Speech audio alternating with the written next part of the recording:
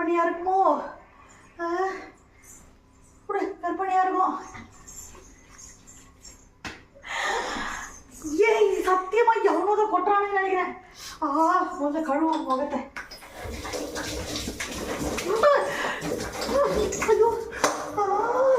ஐயோ கண்ணி எரியுது. இதெல்லாம் வேலைக்கு ஆகுது. நான் வந்து எங்க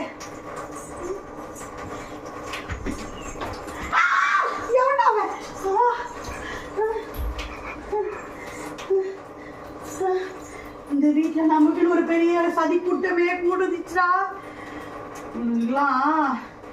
வச்சிரம்மா